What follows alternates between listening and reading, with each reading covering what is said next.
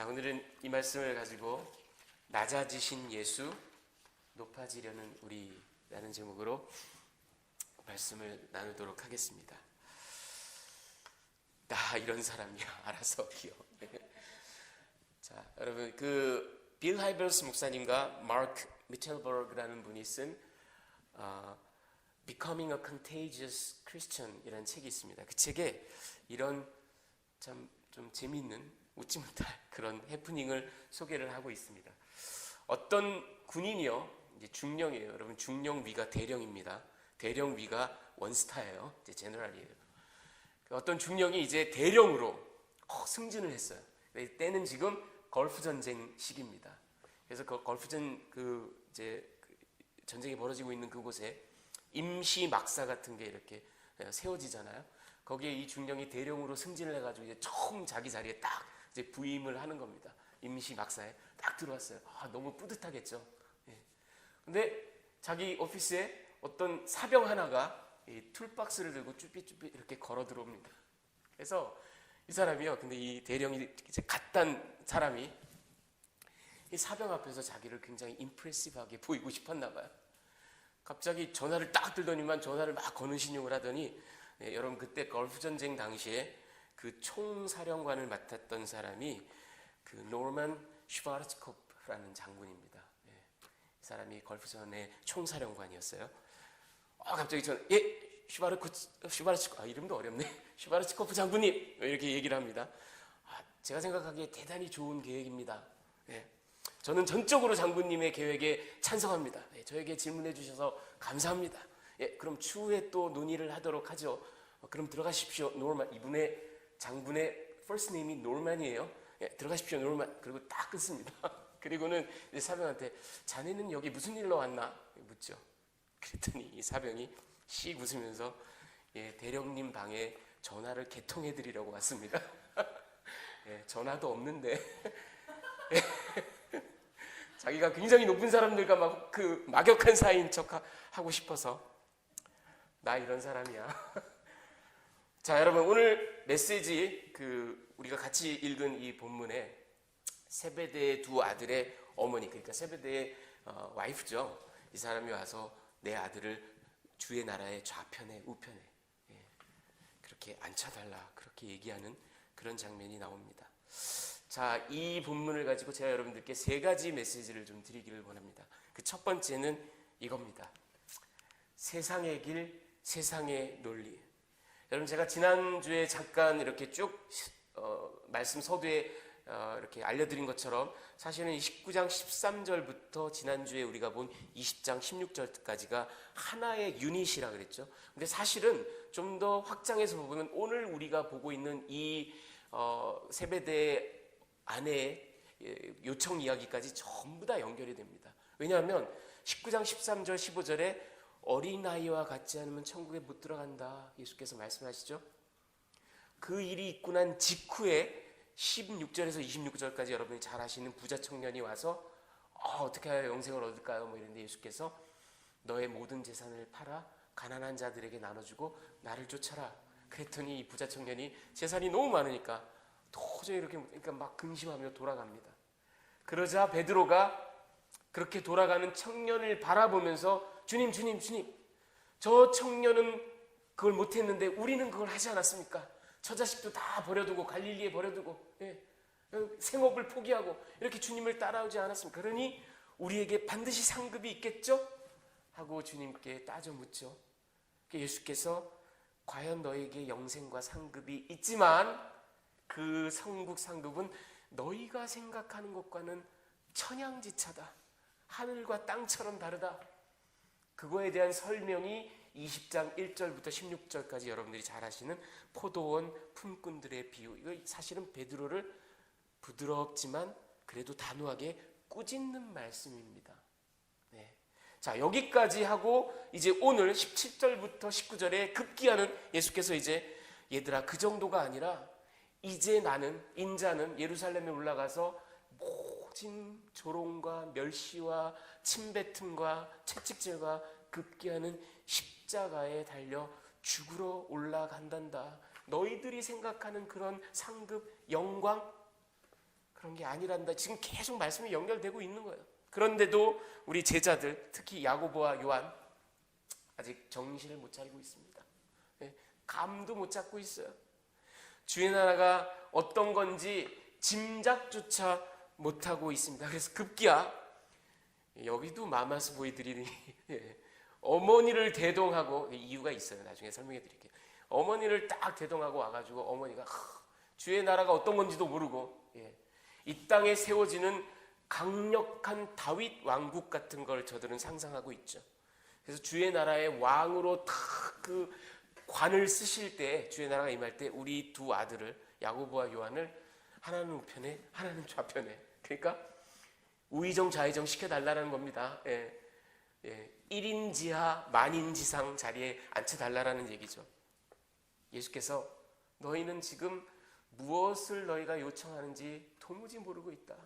내가 마시려는 이 잔을 너희가 마실 수 있겠느냐. 그러면요. 저들은, 여러분, 이 잔이라는 거, 구약 성경에서 이 잔이라는 건 주로 wrath of God, 하나님의 진노, 저주, 징벌, 이런 것을 상징합니다. 저들은 지금 뭐 눈에 뵈는 게 없어요. 그러니까 그 잔이 그저 왕국을 건설하기 위해서 조금 치러야 되는 대가 내지는 고통, 이 정도로 받아들이는 겁니다. 얼마든지 마실 수 있으니까 나중에 좌의정, 우의정 자리만 확실히 확보해 주세요. 예수께서 아닌 게 아니라 너희가 그 잔을 마시려니와. 여러분, 이게 굉장히 아이러니한 게, 저들은 무엇을 요청하는지 모르고 요청했지만 아닌 게 아니라 저 둘은 진짜 그 잔을 마십니다. 모든 사도들이 물론 고생하고 순교하고 했습니다만 이 야고보는 주의 사도들 가운데 최초로 순교한 사람입니다. 사도행전 12장 2절에 가보면 헤롯 아그리파 1세에 의해서 붙잡혀서 목이 날아가는 참수형을 당합니다. 사도들 가운데 최초의 순교자입니다. 그리고 그의 형제 요한은 모든 사도들 가운데 가장 늦게까지 이 땅에 남아서 고군분투한, 그것도 일종의 순교라면 순교라 할 수 있죠. 가장 아마 주후 100년 정도까지 산 걸로 우리가 추정을 합니다. 그리고 심지어 반모섬에 유배까지 가죠. 그렇게 이 두 형제는 사실은 최초의 순교자, 최후까지 복음을 전하던 자들로 정말 아닌 게 아니라 그 잔을 마십니다. 자, 이런 일이 있고 나니까 이제 그 나머지 10명의 제자들이 노발대발합니다. 여러분, 근데 저들이 노발대발하는 이유도 저들도 감을 못 잡고 있어요. 아니, 어떻게 수치심도 모르냐? 그런 그 요청을 그렇게 뻔뻔스럽게 가서 할 수 있냐? 이래서 화를 내는 거면 차라리 그래도 괜찮아요. 그런 게 아니에요. 저들이 화를 낸 이유는 앞불사 선수를 놓쳤구나. 우리가 먼저 가서 했어야 되는데, 이것 때문이에요. 저들도 똑같은 야망을 가지고 있기 때문에. 예수님이 마지막 최후의 만찬을 할 때까지도 저들은 누가 높으냐를 따지던 그런 사람들이에요. 게다가 앞불사 선수를 놓쳤다 정도가 아니라 정말 이 사람들이 그야말로 꼭지가 돌아갔던 이유는 다른 겁니다. 정작 아니, 비겁하게 친인척 카드를 내밀어, 이게 이유였어요. 여러분, 이 세베대의 아내는 복음서를 이렇게 찬찬히 살펴보면 그 이름이 살로메입니다. 살로메고요, 예수님의 어머니 마리아의 자매입니다. 예수님의 이모예요. 그러니까 야고보와 요한은 예수님의 이종사촌입니다.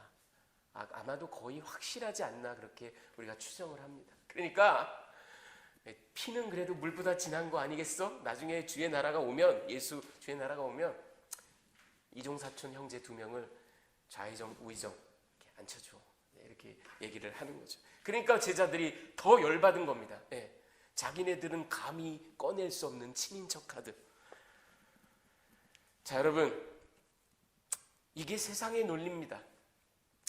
세상의 논리는 보다 높은 곳에 올라가고, 보다 권세를 많이 행사하는 자리를 차지하고, 보다 많은 돈을 획득하고, 보다 많은 영향력을 쥐어서 사람들에게 명령하고 집권 권세를 부리고, 요즘 말로 갑질을 하고,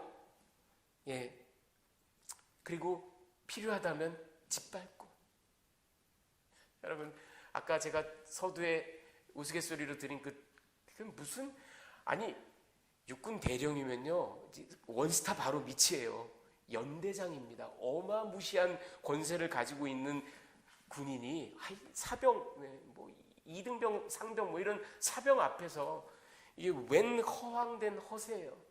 그런데 그게 세상의 논리고 그게 사람들이 추구하는 바입니다.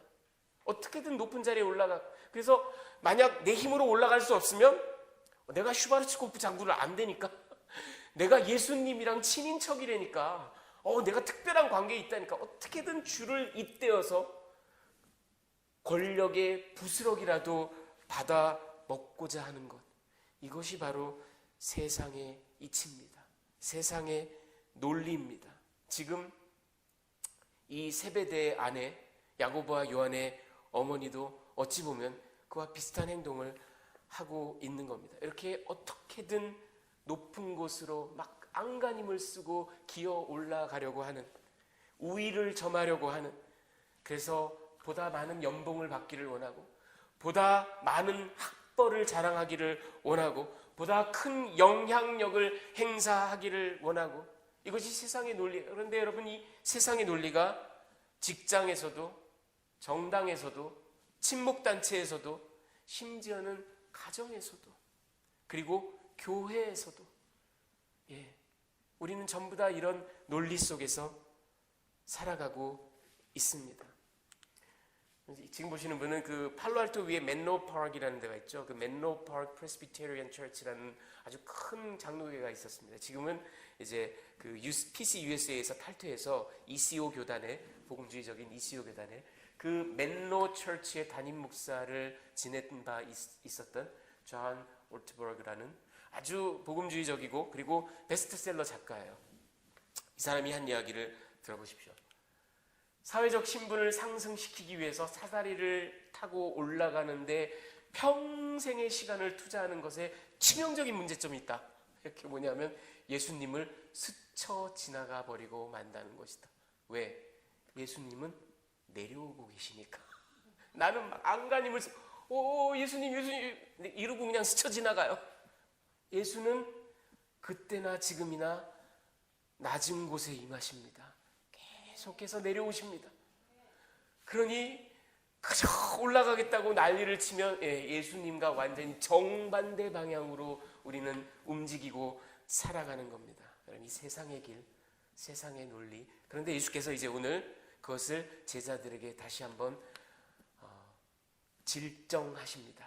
자, 두 번째 메시지가, 신자의 부르심은 상하가 반전된 upside down kingdom. 자, 25절에서 27절을 우리 한번 같이 읽어보겠습니다. 25절 시작.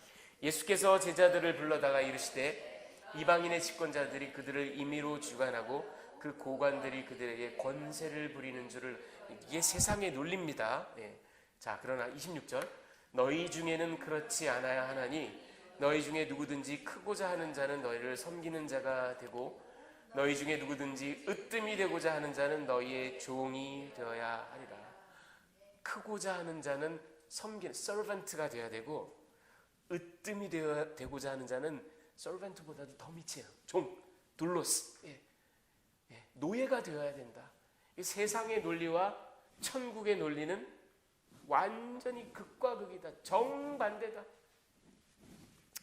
제자 공동체의 삶의 방식은 이렇게 파격적인, 아니 혁명적인 그런 것이라고 주께서 말씀하십니다. 주장하고 갑질하고 명령하고 권세를 부리고 남들을 짓밟는 것에 쾌감을 얻고 만족을 얻고 자기 존재감을 과시하는 것이 세상의 이치지만, 천국의 방식은 낮아지고 섬기고 허드렛 일을 하여서 오히려 남을 높여주는 것이다. 자, 여러분, 지금 보시는 분은 헨리 월드 비처라는 19세기 미국의 목사이고요, 그리고 사회사상가이고 노예제 폐지론자입니다. 여러분, 이 이름이 좀 어딘가 익지 않나요? 여러분이 잘 아시는 톰 아저씨의 오두막을 쓴 해리엣 비처 스토우 여사의 형제입니다. 남매지간이에요. 이 사람이 이런 얘기를 했습니다. 이 세상은 누군가가 나서서 청소하지 않으면 안 되는 곳이다. 그런데 만약 당신이 이 스크럽 한다 그러죠. 바닥에 앉아서 푹푹 문질러 바닥을 닦는 이 일을 창피하다고 여긴다면 당신은 하나님의 부르심을 받지 않은 것이 분명하다. 하나님의 부름을 받은 신자라는 건 스크러빙하는, 낮아지는 거. 여러분, 우리가 교회를 섬기며 또 형제 자매들을 섬기면서 이런 일들을 마다하지 않고 하시는 여러분들, 정말 하나님의 부르심을 받은 귀한 형제 자매님들이 맞습니다. 네, 이렇게 바닥에 눌러 앉아, 주저앉아, 스크러빙하는. 그런데 여러분, 제가 보니까요, 이 현대 교회들이, 그리고 현대 신자들이 그래도 이 제자들보단 2000년의 시간이 지나서 훨씬 더 좀 진일보한 면이 있어 보여요. 뭐냐 하면 진짜로 스크러빙 하는 일들, 남의 서번트가 되는 일, 교회의 하인 노릇하는 일들을, 그리고 믿지 않는 사람들에게 복음을 전하기 위해서 정말 허드렛 일, 세상에 나가선 옆도 안 돌아, 또 돌아볼 것도 같지 않은 그런 일들을 마다하지 않고 정말로 합니다. 예수께서 기뻐하실 거예요. 제자들보다 분명히 우리가 진일보한 면이 있어 보여요. 현대교회들 참 열심히 해요. 사역에, 선교에, 구제에, 전도에, 봉사에 열심입니다. 그런데 여러분, 예나 지금이나 이 제자들보다 우리가 낫지 않은, 여전히 똑같은, 여전히 우리가 주님께 야단 맞을 만한 그런 부분들이 있는데, 그건 뭐냐면 일 잘해놓고 열심히 섬겨놓고 꼭 크레딧을 받으려고 그래요. 꼭 크레딧을 받지 않으면 견디질 못합니다. 여러분, 제가 재밌는 얘기를 하나 해드릴게요. 지금 보시는 분은 찰스 하드 타운스라는 아주 탁월한 물리학자입니다. 제가 제목을 후버 비버 이렇게 무슨 텅 트위스터처럼 설명을 해드릴게요. 이분이 2015년에 99세의 나이로 이 오클랜드, 우리 부근에 여기서 사망을 했습니다. 99세의 나이로. 이 사람은 콜롬비아 대학에서, 그리고 MIT, 그리고 마지막에는 UC 버클리, 여기서 물리학을 가르쳤던, 그리고 1964년에 노벨 물리학상을 수상한 적이 있는 아주 탁월한 물리학자입니다. 그런데 아주 신심이 깊은 신자이기도 했습니다. 그가 우리 인간이 교만하고 오만하고, 그리고 어떻게 해서든 크레딧을 받기를 원하는 그런 우리 인간의 모습을 탁 꼬집어서 농담 비슷하게 아주 재밌는 얘기를 했어요. 그게 뭐냐면, 여러분, 비버 아시죠? 이 비버. 얘네들이 저 댐을, 얘네들 설치류 이빨로 막 갉아가지고 저 나무를 끊어다가 저로 댐을 저렇게 쫙, 얼마나 부지런한지 몰라요. 얼마나 부지런한지 몰라요. 얘네들이 이런 일을 하는 이유가 뭔지 아십니까? 자, 보세요. 저기 댐을 저렇게 건설하죠. 그러면은 그 옆에 물이 호수처럼 잔잔해지겠죠. 자기가 서식하기 아주 좋은 곳이 됩니다. 그리고 그 한가운데 이렇게 보금자리도 마련합니다. 나뭇가지를 가지고. 그렇게 해서 저기서 이렇게 어떻게 보면 우리 사람과 비슷해요. 이렇게 안락한 평안한 노후를 위해서 죽도록 일하잖아요, 우리가. 그렇죠? 여러분, 저 댐을 얘네들이 건설하는데 이놈들이요, 저 댐의 높이가 무려 3m, 그리고 그 길이가 때로는 500m에 이릅니다. 엄청나죠? 그래, 얼마나 미친 듯이 뼈가 빠지게 일을 하겠습니까? 댐. 자, 그런데 이제 타운스 박사가 이렇게 얘기를 합니다. 우리가 이렇게 자랑하고 교만하고 한 모습이 마치 이런 것과 같다. 여러분, 저 네바다에 가면 후버댐이라는 거 있어요. 저도 아직 못 봤는데 어마무시하게 큽니다. 어마무시하게 커요. 마치 우리 인간의 교만, 우리 인간의 그 크레딧을 받기를 원하는 이 모습은 저 후버댐 밑에서 이 비버와 같은 설치류인 토끼가 이렇게 나란히 서가지고 이렇게 쫙 쳐다보면서 비버가 이렇게 얘기하는 것과 같다라는 겁니다. 내가 직접 이 댐을 만든 건 물론 아니지. 하지만 내 아이디어에 기초해서 저 인간들이 만든 거라니까 저거 내 아이디어야. 저작권이 나한테 있다고. 예.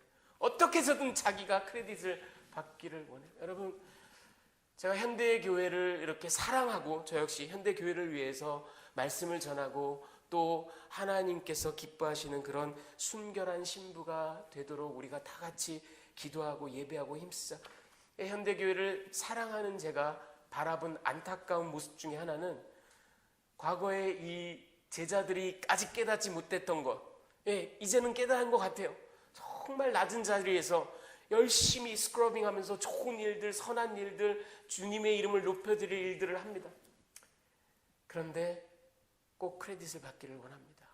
받지를 못하면 몹시 화를 내요. 저는 주일 예배 그 주보에 자기가 감사헌금 지난주에 냈는데 자기 이름이 누락됐다는 이유로 화가 나서 몇 주 동안 교회를 안 나오는 성도님도 봤어요.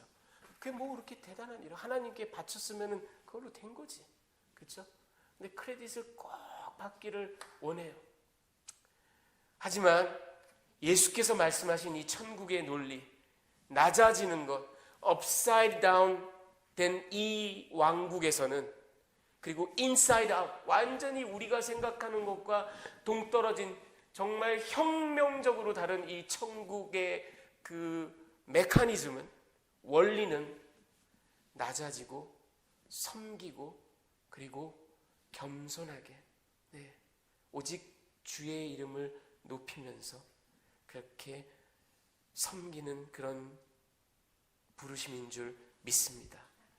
자, 끝으로 이제 세 번째로 예수가 이 땅에 오신 이유를 마지막으로 좀 이야기하고 말씀을 뵙겠습니다. 이런 혁명적인 부르심, 이런 낮아지라는 명령, 어떻게 보면 세상적으로 비논리적이고 비상식적이고 나만 계속 손해볼 수밖에 없고 이해가 안 가는 이런 천국의 모두스 오페란디, 모드 오브 오퍼레이션, 이런 것을 주신 예수님, 이해할 수 없어요. 일견. 우리의 세상적인 지식과 교육과 그런 정서로는 사실은 완전히 우리의 성정과는 정반대되는 얘기를 하세요. 하지만 여러분, 우리는 이 가르침을 가슴에 새기고 뼈에 새길 수밖에 없어요. 왜? 주님께서 나는 바람풍 할 테니까 너희는 바람풍해 이러고 가신 게 아니에요. 주님이 직접 보여주셨어요. 주께서 낮아지셨기 때문에. 그리고 여러분, 우리가 낮아지는 것과 그분이 낮아지는 건 이건 스케일이 다릅니다. 스케일이 달라요. 그분은 하나님이시거든요. 여러분, 28절 한번 같이 읽어볼까요? 인자가, 시작. 인자가 온 것은 섬김을 받으려 함이 아니라 도리어 섬기려 하고 자기 목숨을 많은 사람의 대속물로 주려 함이라. 도리어 섬기려 하고, 섬기기 위해서 낮아지신 예수님, 스스로 종의 형체를 입으신 예수님, 가장 낮고 천한 곳으로 오신 예수님. 여러분, 빌립보서 2장 5절에서 8절 말씀, 여러분이 잘 아시는 말씀, 우리가 다시 한번 합독하겠습니다. 너희 안에, 시작. 너희 안에 이 마음을 품으라. 곧 그리스도 예수의 마음이니 그는 근본 하나님의 본체시나 하나님과 동등됨을 취할 것으로 여기지 아니하시고 오히려 자기를 비워 종의 형체를 가지사 사람들과 같이 되셨고 사람의 모양으로 나타나사 자기를 낮추시고 죽기까지 복종하셨으니 곧 십자가에 죽으심이라. 그는 근본 하나님의 본체세요. 여러분, 우리 조직 신학 시간에 배웠잖아요. ontologically equal합니다. 하나님과 그 substance가, 본질이, 에센스가, 헬라어로 우시아스라고 하는 그 본질이 하나님과 같으세요. 하나님과 똑같이 거룩하시고 전지하시고 전능하시고 위대하시고 완전하신 하나님이 종의 형체를 입고 이 땅에 오셨을 뿐만 아니라 십자가에 죽기까지 그가 먼저 이렇게 상상키 힘든 낮아지심의 모습을 보이셨습니다. 여러분, 우리 예수님의 낮아지심, 예수님의 섬기심을 제가 묵상하고 특별히 가르치다가 예전에 정말 이런 거였구나 하고 깨달은 게 있어요. 그게 뭐냐면 여러분, 우리 주님께서 이 땅에 참 빛으로 오신 거 다 아시죠?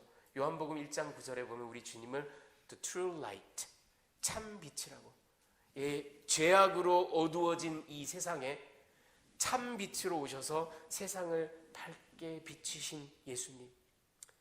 그래서 우리 예수님은 The True Light, 참 빛으로 이 땅에 오셨습니다. 그런데 여러분, 이 빛이 어떤 것, 우리도 지금 이 밝은 빛 가운데서 이렇게 모든 것을 다 보면서 그렇게 살아가고 있죠. 빛이 어떻게 밝혀지는지, 여러분, 이거를 제가 설교를 하다가, 여러분들 이제 티칭하고 이런 걸 하다가 이런 걸 깨달은 적이 있어요. 얼마나 감동이 되든지. 그럼 제가 자주 말씀드리지만 수학을 너무너무 못해요. 수학을 정말 말도 못하게 못해요. 학교 다닐 때 수학을 이렇게 저처럼 못하는 아이들이 특징이 뭐죠? 과학도 못해요. 과학도 싫어해요. 물리, 화학 이런 거 아주 싫어해요. 절대 그런 거 쳐다도 안. 그런데 하나님 말씀의 진리를 가르쳐 드리는 하나의 방편으로 과학적인 얘기를 제가 공부를 하니까 너무 재밌어요. 너무 신기해요. 그리고 오늘 좀 이제 잘난 척을 제가 좀 여러분, 빛이 어떻게 비치는지 아세요? 빛은 이렇게 비춰집니다. 좀 있어 보이지 않나요? 여러분, 이게 여러분, 분자 있죠? 분자보다 더 작은 물질의 최소 단위 원자의 스트럭처, 구조입니다. 저 한가운데 뉴클리어스, 핵이 있습니다. 저 핵 안에는 양성자, 프로톤, 그리고 중성자, 뉴트론. 이건 지금 핵폭탄의 원리를 가르쳐 드리는 거 아닙니다. 양성자, 중성자 이런 게 있어요.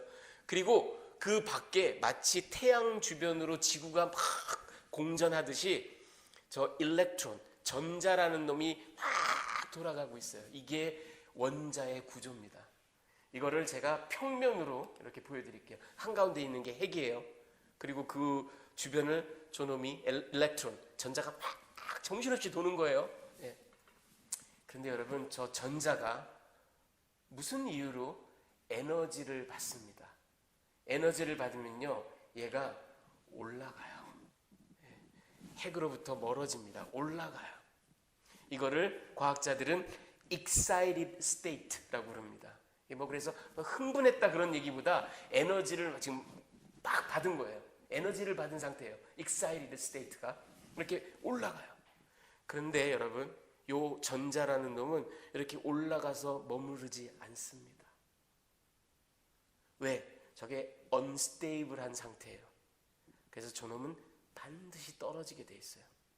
반드시 떨어지게 돼 있어요. 그래서 요 놈이 떨어집니다. 다시 원래 위치로 곤두박질 쳐요. 저때 excited state로 에너지를 완빵 받았던 저 전자란 놈이 확 올라갔다가 저 놈이 에고 하고 곤두박질을 치면서 바닥으로 떨어질 때 에너지가 방출이 되는데 그게 포톤이에요.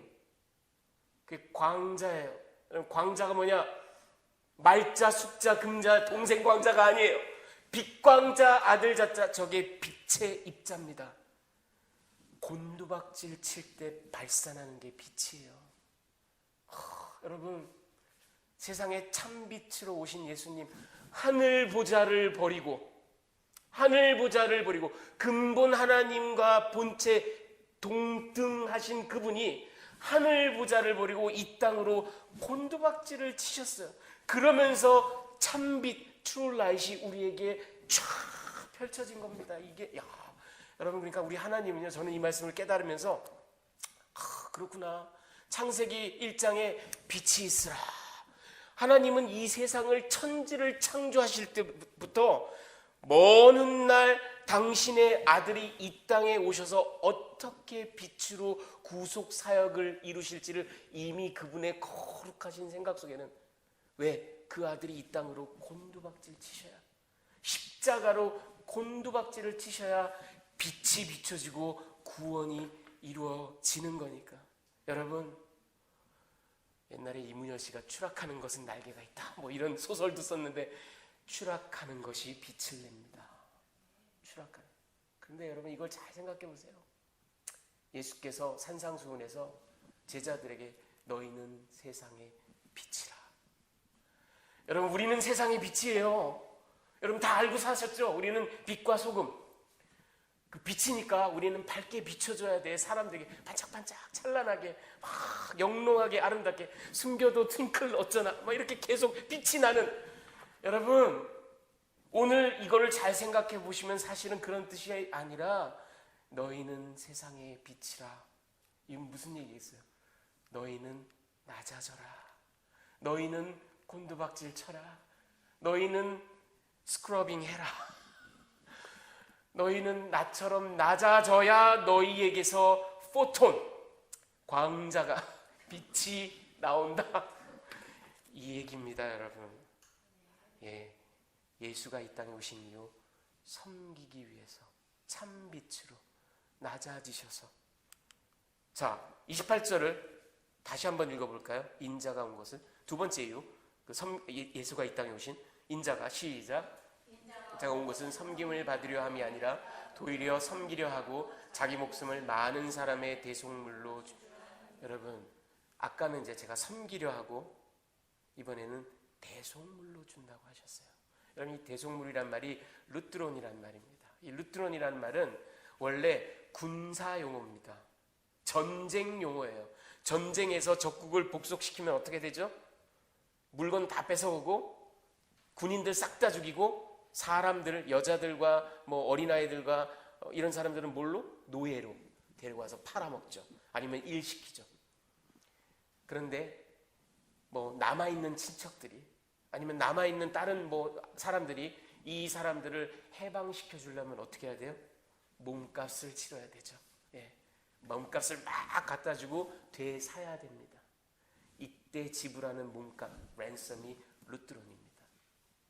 저게 군사용어로 출발했지만 나중에는 헬라 시대, 그레코로만 시대에는 상업용어로도 쓰입니다. 꼭 전쟁포로가 아닌 뭐 자기 스스로 자기를 노예로 팔았다든지 빚을 많이 져서 노예로 팔렸다든지, 그래서 노예 생활을 하고 있는 사람을 해방시켜주기 위해서는 주인에게 몸값을 지급을 해야 되죠. 그게 바로 루트론입니다. 인자가 온 것은 섬기려 하고 그리고 자기 목숨을 이 루트론, 대속물, 몸값으로 지불하기 위해서인데, 여러분 여기 헬라어를 보면 루트론 안티폴론이라는 말을 씁니다. 이 안티라는 전치사는 in the place of 그런 말이에요. instead of 그런 말이에요. 무슨 얘기냐면 내가 종이에요. 내가 노예예요. 그래서 랜섬, 여러분 종으로 평생 산다라는 건 결국은 무슨 얘기냐면 자기 몸뚱아리로 평생 일해서 몸값을 갚는 겁니다. 그런데 너 비켜. 그 자리에 instead of you, in place of you, 너 그 자리에 내가 갈게. 이게 예수님의 대속입니다. 여러분, 대속물로 준다라는 건 너희가 서야 될 자리, 형벌의 자리, 몸값을 치러야 되는 그 자리, 너희를 치우고 내가 그 자리를 차지해 서브스티튜트가 되어서 내가 그 자리에 가서 너희들의 몸값을 치워주마. 이게 예수님이 오신 이유입니다. 여러분, 이번 주간이 사실은 우리 예수님의 고난주간입니다. 주께서 이 사역을 이루시기 위해서 낮아지고 우리를 위하여 섬겨주시고 참빛으로 곤두박질 치시고 이 땅에, 그리고 자기 목숨을 내어놓아 우리가 서야 될 자리, 우리가 받아야 될 그 형벌의 자리에 대신 가셔서 저렇게 엘로이 엘로이 라마 사박다니 하시면서 하나님 하나님 어찌하여 나를 버리시나이까 절규해 가면서 그렇게 구속을 이루신 그 예수님의 그 모진 고난의 주간이 바로 이제 돌아오는 이번 고난 주간입니다. 여러분, 이 땅에 오셔서 순종하시고 죽기까지 자기 자신을, 목숨을 대속물로 내어주신 그 예수님을, 그 은혜를, 그 희생을, 그리고 그 낮아지심을, 그 섬기심을 이번 한 주간 묵상하시기 바랍니다. 그리고 깊은 감사를 우리 주님께 올려드리기를 원합니다. 그래서 여러분, 우리 주님의 부르심과 마찬가지로 너희는 세상의 빛이라. 예, 주님, 저희도 낮아지겠습니다. 저희도 크레딧을 취하지 않겠습니다. 저희도 오직 주님만 높여드리겠습니다. 왜? 이런 말로 표현할 수 없는 망극한 사랑과 은혜를 우리가 받았기 때문에.